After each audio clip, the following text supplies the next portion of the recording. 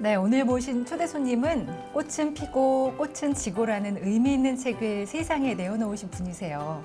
향운사 주지 지상 스님 스튜디오에 모셨습니다. 어서 오십시오. 오세요. 반갑습니다. 네, 반갑습니다.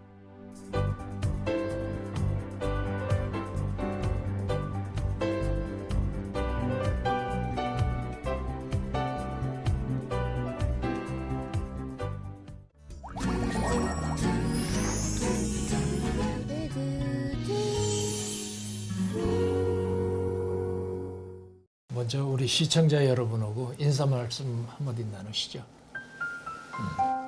안녕하세요. 강북구 수요동의 향운사 지상입니다. 예, 반갑습니다. 네, 올 초에 참 향기로운 책을 한 권 만났습니다. 스님의 삶을 담은 꽃은 피고 꽃은 지고인데요. 저희 선물에 출연하신다 그래서 저희도 굉장히 반가웠거든요. 책 읽은 분들이 감동받았다 이런 얘기 되게 많이 하시죠. 어느 대구에 있는 그 암투병하는 교사님이 그 서점에 가서 둘러보고 유난히 그 책 제목이 마음에 들어서 사봤는데 너무너무 이제 눈물을 흘리면서 감동적으로 읽었다고 하면서 본인도 이제 암투병을 하면서 스스로 그 포교사임에도 그 자살을 할까 그런 그 생각도 하고 했는데 그래서 그분이 원래 이제 이렇게 그 사진 작가로서 사진을 잘 찍으셨어요. 그래서 이 연꽃을 찍어 놓은 걸 가지고 다 이렇게 그 액자를 해서 2개를 보내왔고 또 무엇보다도 책을 내고 좀 기뻤던 일은 이제 불사 끝에 그 목수들이 아직 일을 하고 있었는데 목수들이 이제 책을 한 것이 샀어요. 사서 보고는 멀리 있다 보니까 아침에 일찍 와가지고 일 시작하기 전에 시간 있을 때 그 차에 그 불을 켜고 이 책을 보고 또 점심을 먹고 나서 대부분 피곤하니까 좀 그렇죠, 자거든요. 자는데 그 자지 않고 이 책을 보고 그러면서 스님이 책을 손에 못 놓겠어요. 그러면서 저보고 스님이 마약 집필을 하셨어요. 그 얘기를 할 때 책을 낸 보람이 있구나. 그리고 여든을 잡섰던 아흔을 잡섰던 연세 많은 분들도 끝까지 2, 3일 안에 다 읽는다는 거. 그러면 요즘 참 책들을 잘 안 읽잖아요. 그렇죠. 예. 그래서 참 내기가 조심스러웠어요. 근데 그러면 책 낸 보람이 있다. 다들 그렇게 해줘서 나름대로 보람이 있었습니다. 네. 네네. 그런 감동과 위안을 줄 수 있는 아주 소중한 책인데 아직 만나지 못한 분들이 많으시거든요. 자, 어떤 책인지 간략하게 소개를 좀 해주시죠. 사실은 그 이제 가신 도반 명조 스님이 제 간병한 그것을 책을 세상에 내놓고 싶어 했어요. 그래서 저보고 써라 했다가 또 어떤 작가가 쓰겠다고 하기도 했었고 했는데 여러 가지 여건이 맞지 않았어요. 그런데 이제 스님이 가시고 제가 유구를 안고 돌아오는 길에 스님이 무엇을 하고 싶어 했지? 2가지를 그 이제 생각을 하고 유구를 안고 오는데 맞다 책 내는 거 하고 그동안은 이제 그 어려운 그 여건 속에서도 스님이라고 따라준 불자들 위해서 기도할 수 있는 법당이 없었거든요. 기도할 수 있는 법당을 만들어주는 걸 굉장히 원하셨어요. 그러면 그 2가지를 내가 해드려서 선물을 마지막으로 해야 되겠구나. 그래서 사실은 여기 보면 저를 꽃을 피고 꽃은 지고 쓴 것이 아니고 우리 스님이 투병 생활 속에서나 저는 참 우리 스님을 존경할 수밖에 없었던 거는 제가나 출가자 중에서 우리 스님만큼 건강한 정신이 없었어요. 네. 참 건강하셨어요. 어디에 뭐 하나 모습과 말과 행동이 정말로 흠잡을 데 없는 정말로 수행자의 아름다운 모습 그대로 사셨어요. 어느 한순간도 당신이 중병을 앓고 있다고 해서 한번 힘든 내색이나 그 병에 대한 원망을 해보지 않으셨고 그래서 그 거룩하게 산 모습을 제가 세상 사람들한테 알려야 되겠다.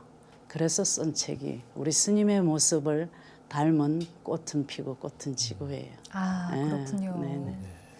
스님과 스님께서 말씀하시면서 우리 스님 해주셨는데 예, 명조 스님 명조 스님의 명조 스님 인연이에요. 말합니다. 예. 아주 오랜 전생에서부터 그런 인연이 있지 않았을까 감히 추측해 봅니다.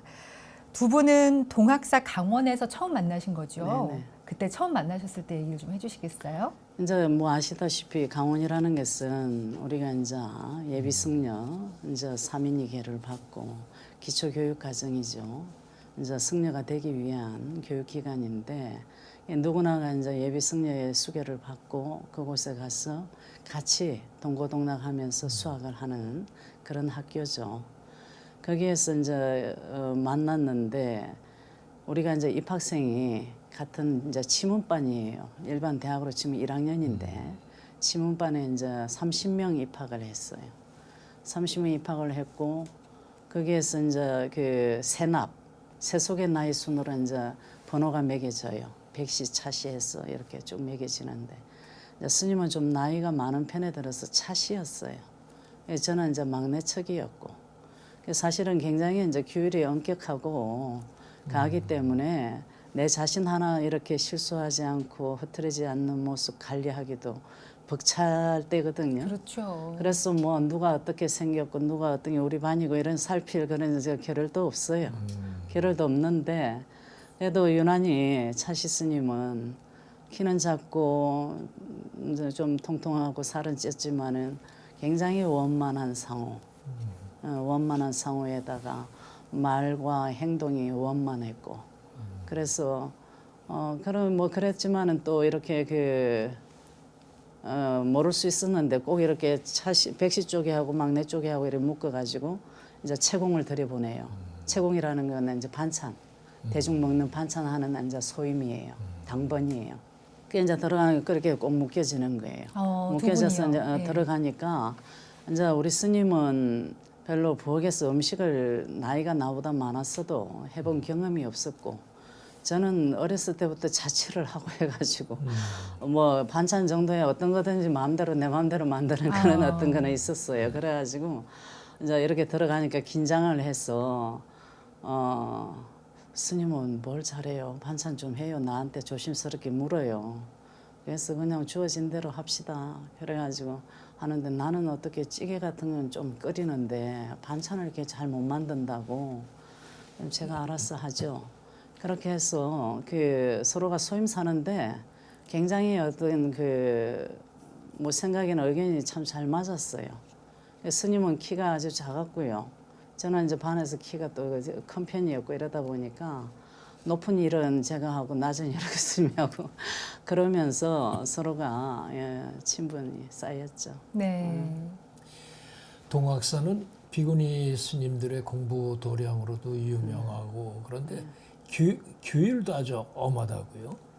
규율도 사실은 뭐 어느 강원이든 마찬가지겠습니다만은 유난히 이제 동학사는 상합반에 그게 규율이 좀 엄격하죠. 엄격했고 요즘은 모르겠습니다만은 저희들 다닐 때만 해도 어쨌든 간에 뭐 앞으로 손을 차수하고 뭐 땅 밑으로 보고 다니는 거 왜 고개를 들고 요렇게 보는 것도 사실은 못할 정도로 엄격했고 뭐 화장실에 이렇게 드나들 때에도 그냥 무조건 누구 보이면은 뭐 합장을 해야 돼.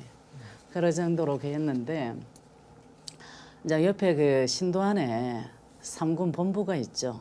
그러다 보니까는 이제 군인들이 자주 들리게 되고 그 군인들이 우리 생활하는 걸 보고 아유 자기들은 못한다고 자기들은 못한다고 할 정도로 그 좀 동학사는 좀 엄격하기로 유명합니다. 네, 그런데 스님께서는 어렸을 때부터 그렇게 출가 수행자가 되고 싶어 하셨었다고 얘기를 들었어요. 어떤 이유가 있으셨는지요? 저는 제가 이제 이렇게 출가자들 생활하면서 늘 거기에 대해서 의문을 가졌는데 제가 아마 전생에 간절한 발언으로 이 몸을 받고 왔지 않겠는가. 아직 제가 수행이 깊어서 전생을 아직 보지는 못했습니다만은 어렸을 때부터 그냥 이프라처럼 스님이 된다고 했어요. 근데 절에를 가보거나 스님을 만난 적이 전혀 없었어요.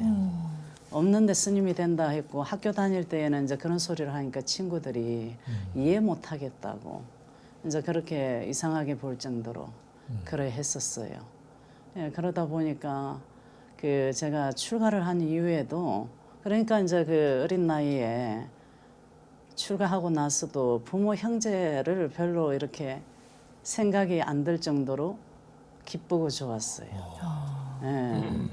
그 너무 죄송스럽더라고. 내가 이렇게 정말로 이렇게 너무 행복하게 이렇게 느껴도 되나?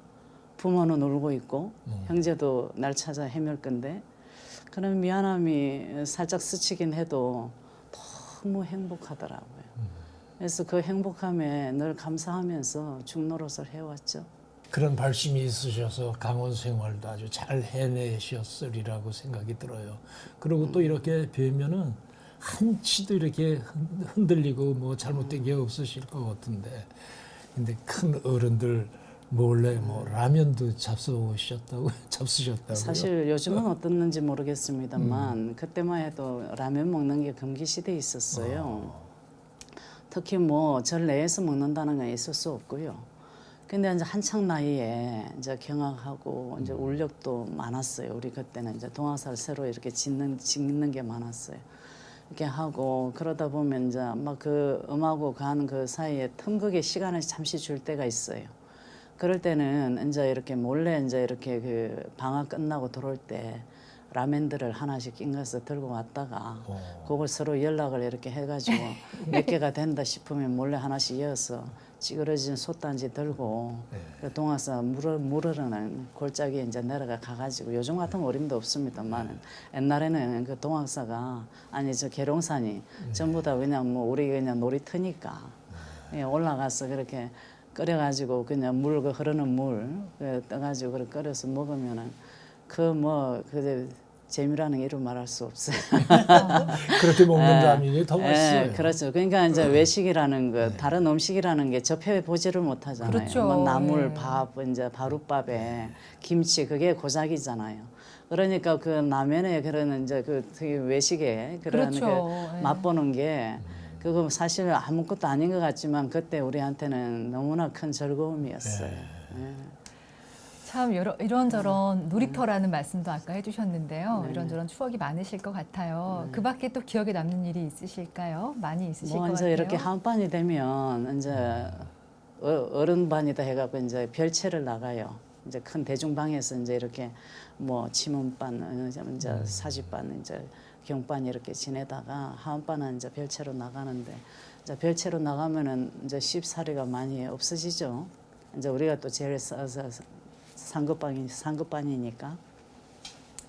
그래 되면 이제 저녁에 이제 이렇게 자다가 잠이 잘 안 오면 원주 스님 몰래 가가지고 이제 장독 같은 거 뒤져가지고 열어서 이제 겨울에 이제 동김치 그런 거는 이제 좀 이렇게 맹글로 먹어도 괜찮잖아요. 그렇죠. 배추김치는 좀 예. 그렇지만 그런 거 막 떠다가 그렇게 먹으면 그것도 큰 요기가 되고 참 그 맛있었던 그런 기억들이 있죠. 예.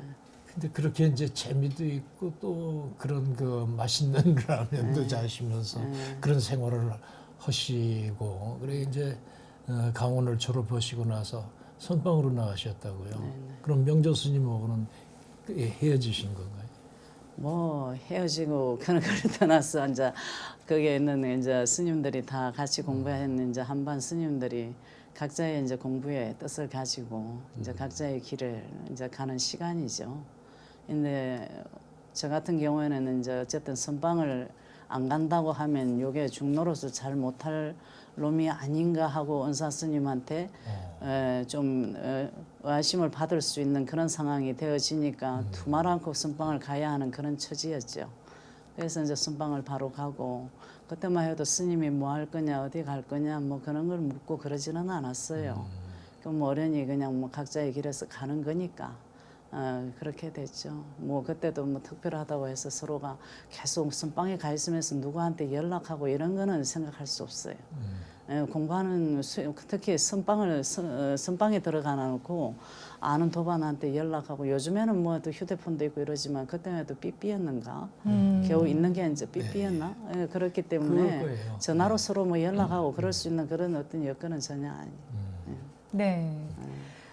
안거 기간이 되면 스님들은 용맹정진을 하시잖아요. 일주일 이상 사실 주무시지도 않고 수행을 해야 되는 걸로 알고 있는데 저는 그게 사실 상상이 잘 안 가거든요.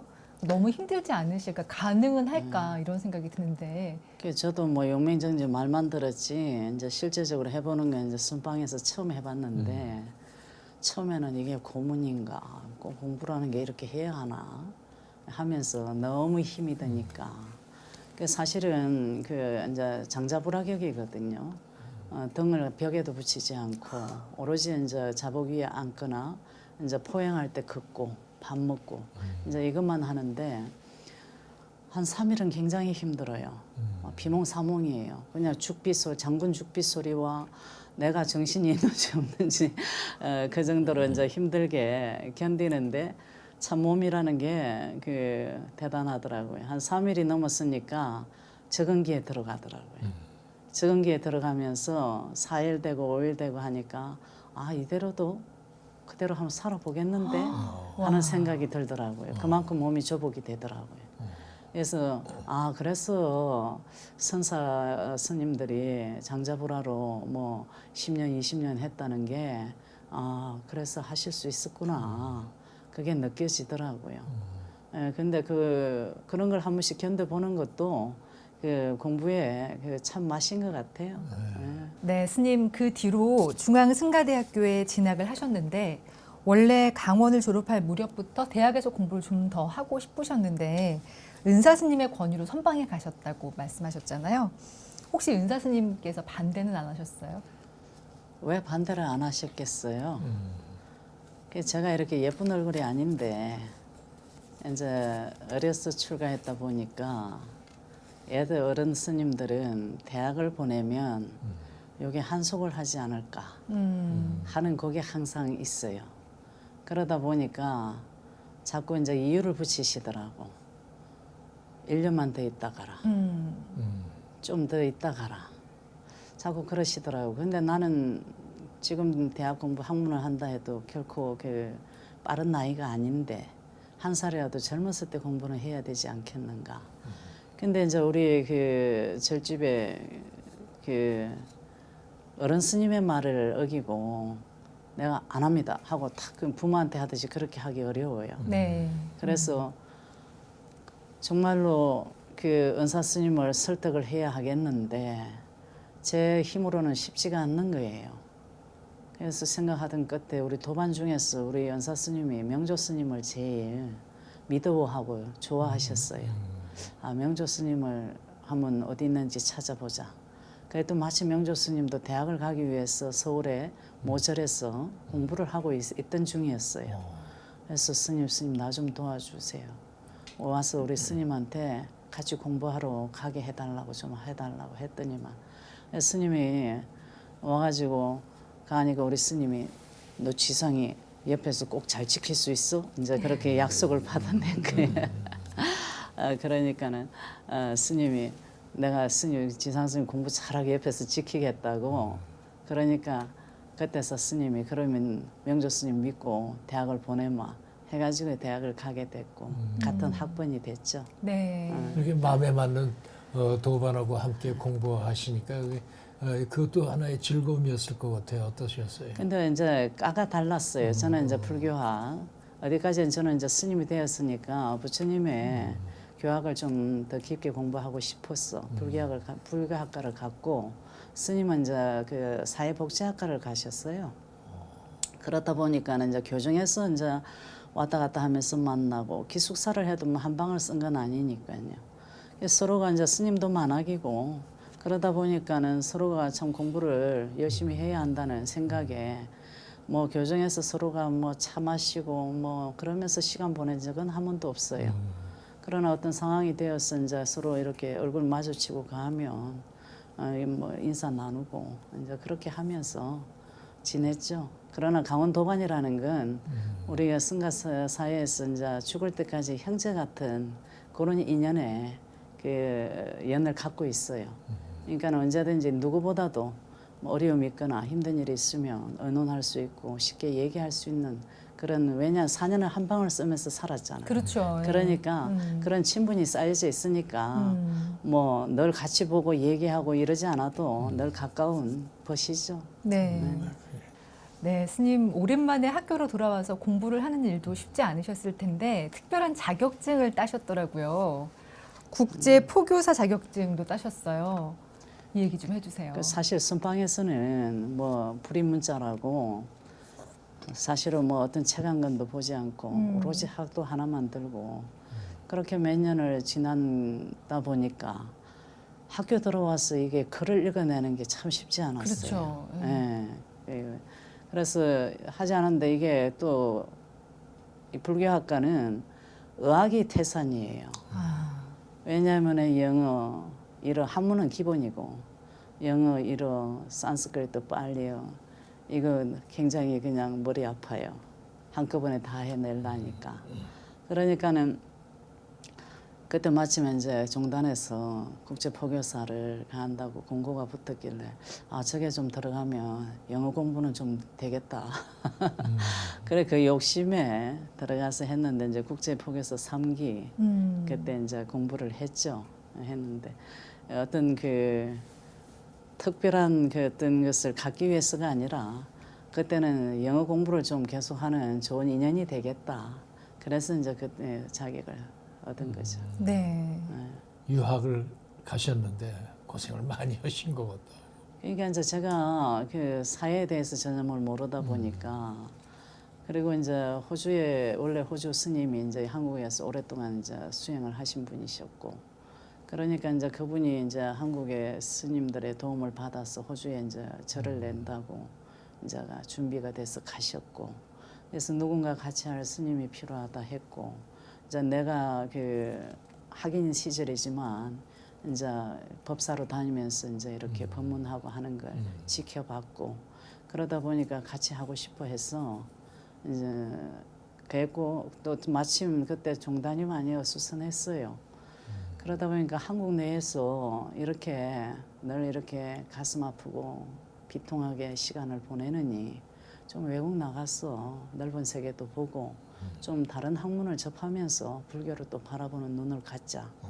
그래서 이제 카운셀링 학과를 좀 해볼까 해서 이제 건너갔었죠. 근데 이제 어디 지역이냐, 이제 저를 세울 곳이 어느 지역이냐, 어떤 환경이냐, 뭐 전혀 묻지를 않았어요. 네. 그냥 스님이니까 같이 가면 되고 그렇게 들어간 거예요. 들어갔는데 가니까는 멜번 시티를 지나가지고도 한참을 달리는 거예요. 한 2시간 넘게 가니까 델리스 포드라는 허 벌판에 짓다가만 흙간 거기에 이제 내가 가서 살아야 될 곳인 거예요.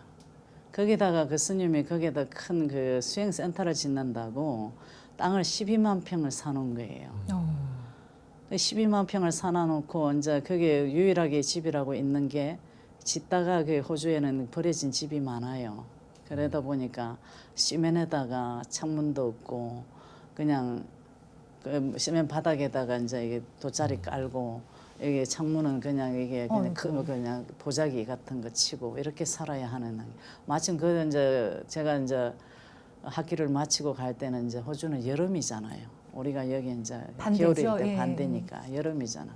그러니까 견딜만 했는데 거기 이제 가면은 뭐가 있느냐, 뭐 가스가 있어요, 전기가 있어요, 뭐 전화가 있어요, 뭐 아무것도 이 문명의 혜택 받을 게 아무것도 없었어요. 그야말로 원시 생활을 들어가는데 겨울에 흐르는 이제 물 가지고 먹고 뭐 거기서 뭐 다 벗고 씻어도 누가 볼 사람이 없는 그냥 그런 외딴 곳이에요.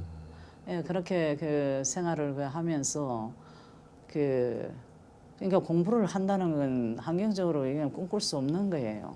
도시를 나가야 되는데 그냥 고립이네요. 예, 완전 고립이고 그렇다고 제가 영어가 됩니까? 뭐가 됩니까? 가져간 돈은 내가 여기 법회 봐갖고 벌어가지고 딱 가져간 그 돈이 있고 그 돈 가지고 공부해보겠다고 이제 갔는데 그러니까는 제가 이제 제 불찰인 게 사전에 전혀 한번 가보든지 그 환경에 대해 묻든지 뭐 어떤 거 좀 상세하게 어떤 그게 있어야 되는데 그냥 스님이니까 그냥 그대로 가서 같이 포교하고 학교도 다니고 그러면서 좀 나중에 영어로 좀 법문할 정도의 영어 실력만 갖춰서 오자 이제 그걸 그러고 간 거거든요. 그랬는데 이제 그렇게 그 환경이 어긋나면서 이제 굉장히 그야말로 이제 고행의 만행을 했죠. 네. 힘든 상황에서 사실 많은 분들이 도움을 주셨는데 그분들은 오히려 스님께 의지를 많이 하셨다고 얘기를 들었어요. 특별히 기억에 남는 분이 계시다면 어떤 분을 손꼽을 수 있을까요? 그래 외국이라는 게 나가본 분들은 알겠지만 그 다 외로우세요. 맞아요. 한국 사람이 많이 있어도 말할 곳이 없고 힘든 것을 말할 것도 없는 그 어려움에 제가 이제 멜번 시티에서 그때 이제 절이 없기 때문에 이제 스님이 제가 처음인 거예요. 사실 그때 제가 나이가 어렸잖아요. 나이가 어렸는데 그럼에도 이제 스님이라는 그 하나의 승복을 입었다는 것 때문에 참 괴롭고 힘든 사람이 많이 찾아왔고 전화했고 그러한데 그 와중에도 이제 그래도 그때 당시에 이제 그 실직을 하고 가정적으로도 굉장히 어렵고 문제가 있고 어려운 사람이 네, 우리 함치운 거사라고 그 거사가 그렇게 옆에 따라다니면서 제 손발이 되어줬어요.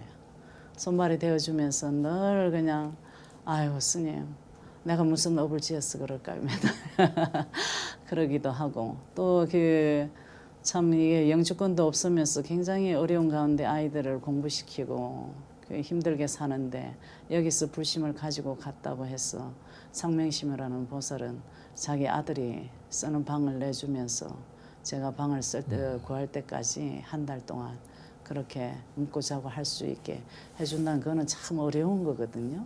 그 사회에서 어려운 건데 그래도 내가 스님이라는 이유 하나로 그 어렵고 힘든 사람들도 저를 향해서 공양 올리고 복 짓겠다고 그렇게 애써주고 그런 거 생각하면 지금도 그분들하고 연락하고 가고 삽니다마는 항상 그 고마움이 제가 더 크게 남아있죠. 네. 그런데 그렇게 여러 가지 우여곡절을 겪고 돌아오셨을 때 스님을 제일 반겨주셨던 도반이 또 바로 명조 스님이 아니었을까 싶은데 처음 만났을 때 뭐라고 하시던가요? 아니 우리 스님이 나를 반기는 내가 공부 못하고 돌아왔는데 반길 수 있는 그러한 분은 아니고요. 네. 이제 무엇보다도 이제 간 뜻을 못 이루고 온 거에 있어서 가슴 아파했고 그러면서 계속 공부를 내가 더 해나가고자 하는데 같이 도움을 줄 수 있는 길이 뭘까 생각해 주시고 그랬는데 물론 내가 나왔을 때 이제 스님은 이제 중병을 가지고 이제 어디서 거처를 하면서 이걸 치료를 해야 될까 이제 고민을 하고 있던 차였고 제가 그럴 때 나왔었고 이제 그러다 보니까 그러면서 이제 스님도 서울에 거처가 필요했고 저도 공부를 하려니까 서울에 거처가 필요했죠. 그래서 돈은 없고 거처는 필요하고 둘이가 많이 헤맸어요. 헤매다가 이제 수요동을 간 거예요.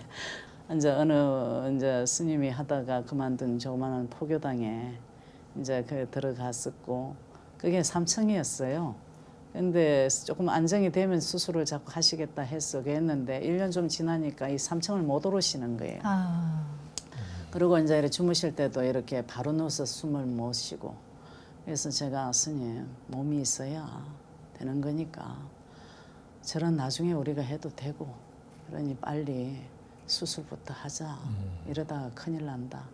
그래서 이제 제가 이제 석사 수료하고 바로 스님을 수술을 시킨 게 이제 완전 중증 중환자가 되어버린 거죠. 그랬군요. 근데 아무리 소중한 도반이라도 그 아픈 사람을 내가 책임지겠다라고 이 마음을 내기가 거의 쉽지 않거든요. 우리는 어떻게 보면 부부간이나 부모 자식간보다도 더 소중한 인연이에요. 예, 제가 저를 낳아주고 길러준 부모도 버리고 형제도 버리고 이제 출가해서 이 도문에 들어와서 법을 구하는 데에 가장 소중한 도반이 없으면 우리는 이 구도의 길을 가기도 어려울 뿐더러 도를 얻기도 어려운 거예요. 그런 소중한 도반은 부처님과 같은 거거든요.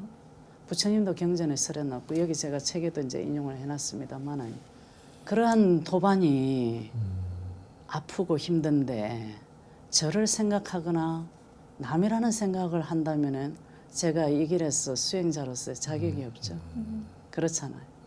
예, 그렇기 때문에 오히려 이제 도반이 아픈 걸 제가 해줄 수 있어서 다행이었고 그 뒤로 이제 계속 스님의 응급실, 중환자실, 병실 이렇게 되니까 그 포교당을 운영하기가 어렵잖아요. 그렇죠. 예.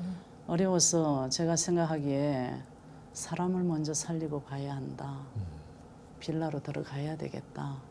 그렇게 해서 이제 그 북한산 밑에 이제 자그마한 빌라로 스님을 옮기고 그래 이제 내가 어떻게든 스님을 살려가야 한다.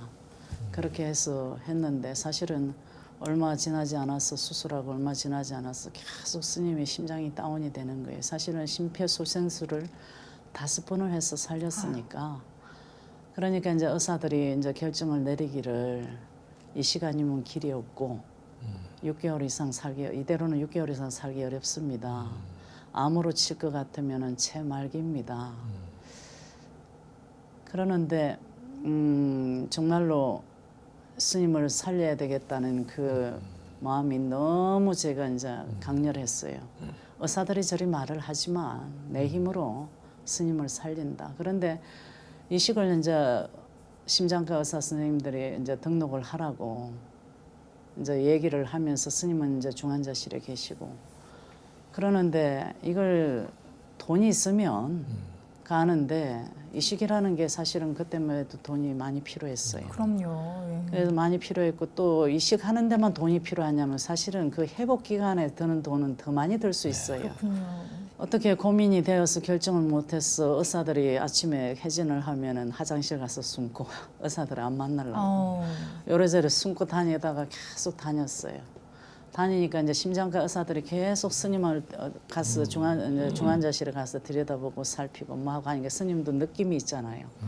그러다 보니까 이제 좀 내가 많이 좋지 않구나 이제 느끼셨는데 내가 하루는 들어가서 그랬어요. 스님 이렇게 이식을 해야 한다는데 저렇게 그 수술한 의사는 의식에 대한 것도 그렇게 밝게 말을 하지 않았어요. 뭐 길어야 10년이 그때 당시 그래 얘기했어요. 그래서 이렇게 하다는데 스님은 이식을 어떻게 하겠습니까 하니까 스님이 내 심장 띄워주는 대로 살겠다.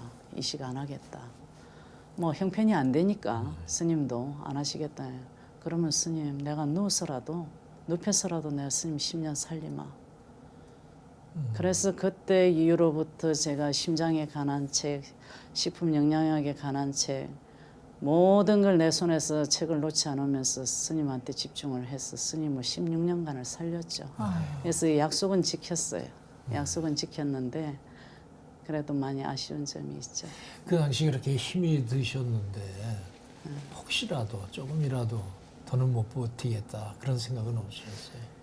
근데 제 자신이 참 대견했어요. 왜냐하면 스님이 힘들수록 더 힘이 났고 스님 간병해서 한 번도 지쳐보지는 않았어요. 지치는 마음을 내보지도 않았고 가지 않았어요. 그리고 이제 그렇게 제가 눕혀서라도 10년 살리겠다 했을 때 제가 스님한테 한 말이 있어요.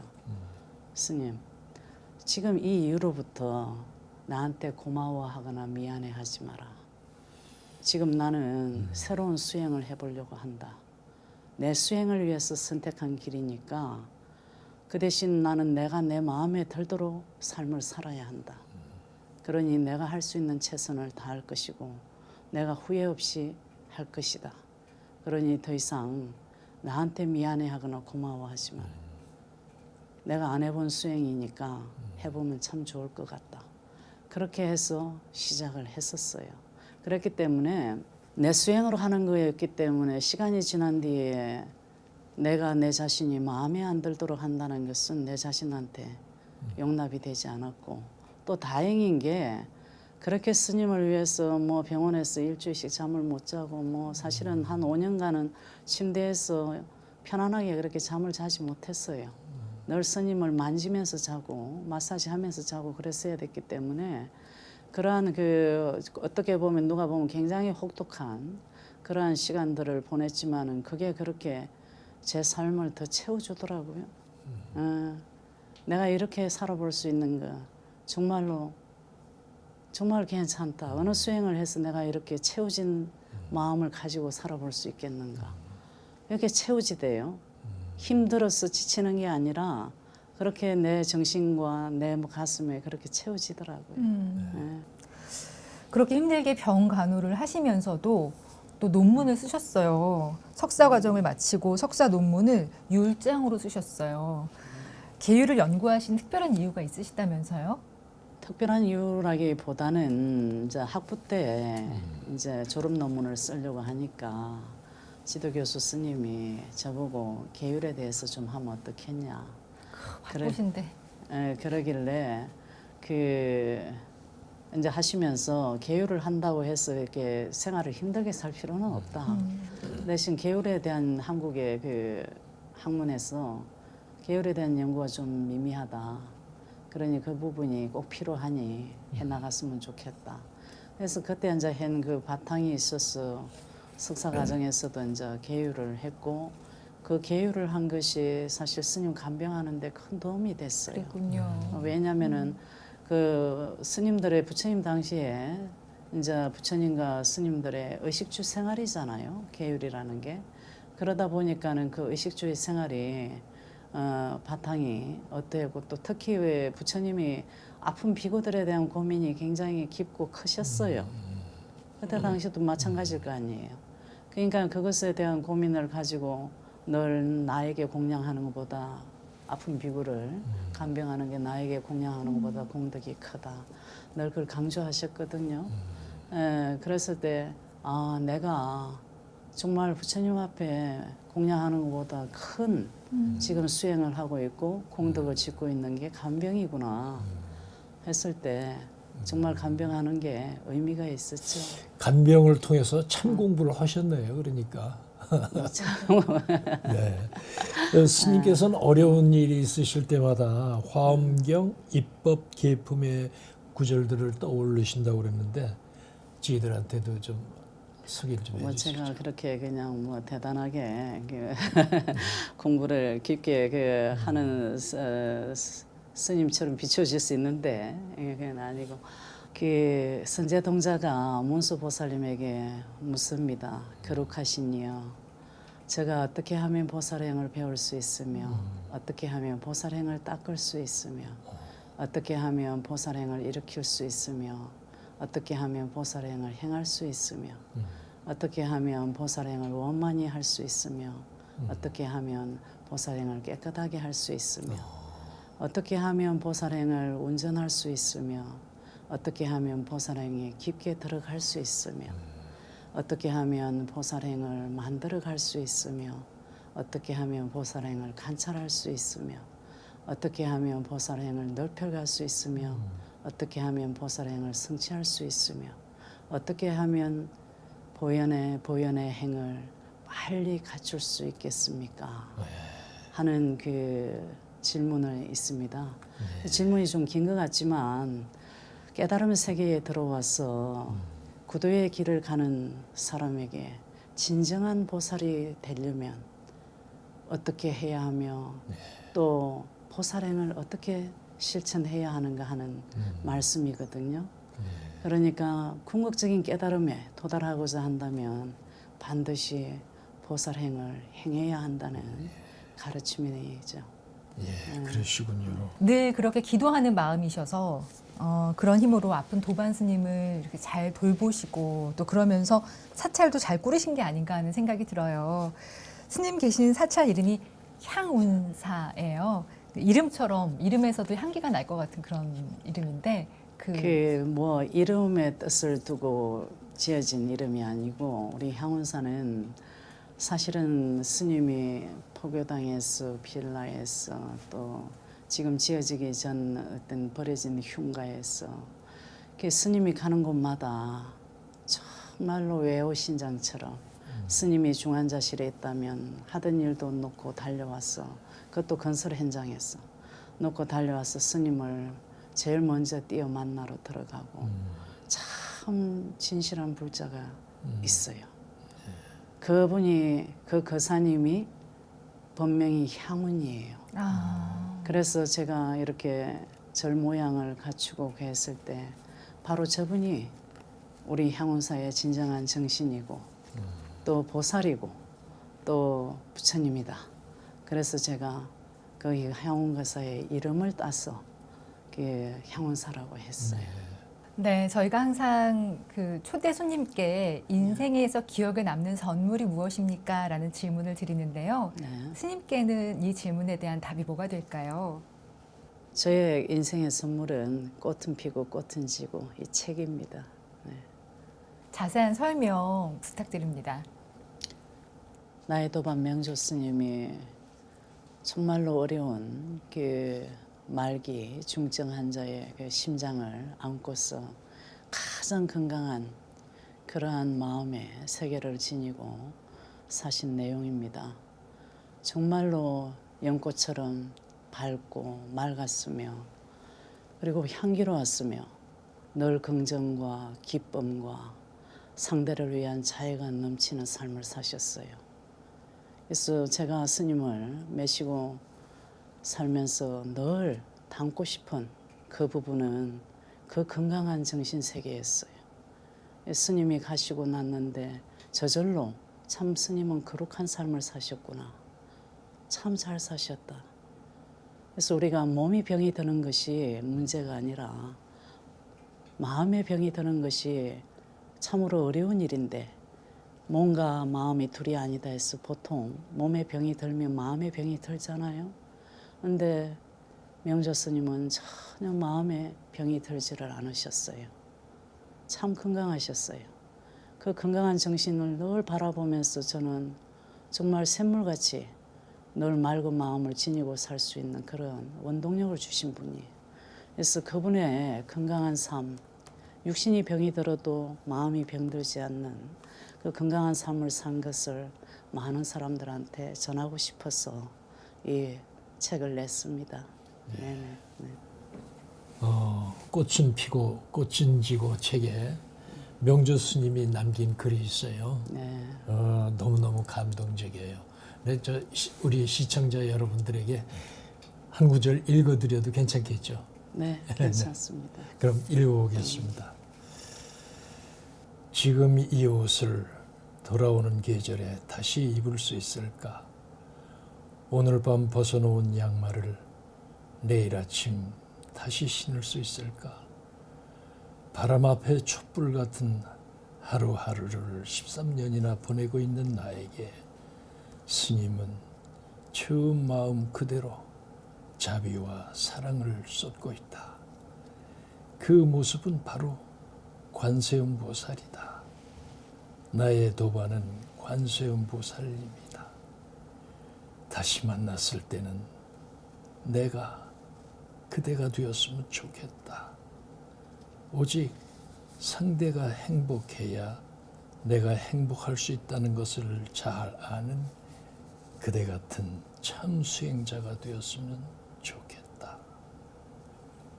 네, 무슨 말이 필요할까요? 정말 이 글 안에 스님의 마음과 두 분의 우정과 같이 쌓아오신 시간이 정말 고스란히 담겨져 있는 것 같습니다. 정말 내가 너고 너가 내다 이런 느낌이 들어요. 네. 하여튼 꽃은 피고 꽃은 지고 많은 분들이 한번 읽어보시면 참 좋을 것 같은 그런 생각이 듭니다.